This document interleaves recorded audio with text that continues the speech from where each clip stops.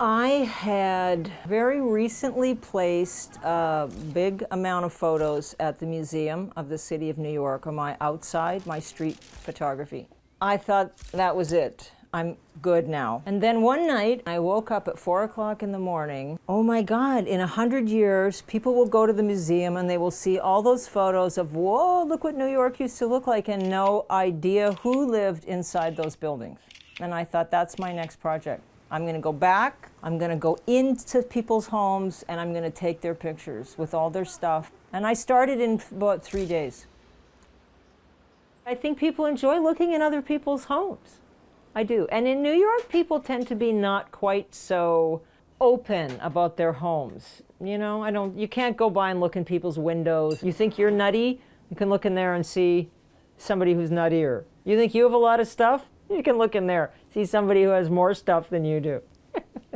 So I tried with a few friends first, and I thought, I'll go on social media, I'll put a call out, anybody who wants to, to do this.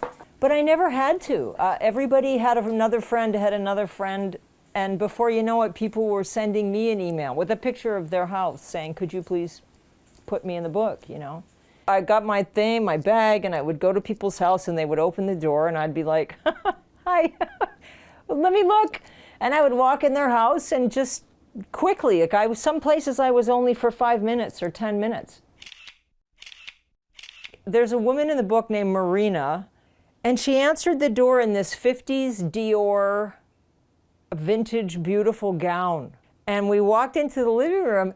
She had painted the whole living room pink to match the gown. That's why we have that beautiful photo of her. Also the woman Suzanne Malouk in the book. She's the woman that was Jean-Michel Basquiat's girlfriend many years ago. She answered the door like that with the turban and this beautiful thing, and it made the book very varied, right? I mean, some people were like that and other people were just like me.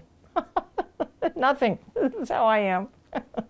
I shot about 125 people. Bun came with me to every photograph, and that was good. Maybe at the beginning I was afraid, a little nervous, and I had my friends were going, are you out of your mind? You're going by yourself to this, But after a few, I just wasn't nervous anymore. I thought, this is not going to go bad. When I moved here in '83, this neighborhood was all tenements. The first apartment I ever had a bathtub in the kitchen. And when you tell people that, they're like, what? And you're like, yeah, that was a thing. And they were all exactly the same. It was the tenement buildings, right? I discovered that you can never tell, ever, what is inside from what is outside. I would, meet periodically famous people or people that were very wealthy, and you'd go to their place, and the outside of the building would always, not always, but often be a complete dump. And then you'd walk into these fantastic apartments. They don't want their building to look nice, especially in those days. You'd be robbed, you'd have people breaking in, so that was just fine. One lady in the book, she had a tiny little room, her and her husband got this little apartment, Upper West Side, years ago when they first were starting out. And over the years they had some children and they needed more space. They looked around, they couldn't get a bigger apartment. So an apartment came up for rent in their building. They took it and they raised their family in 2 apartments. So the kids spent their whole life in their pajamas going up and down.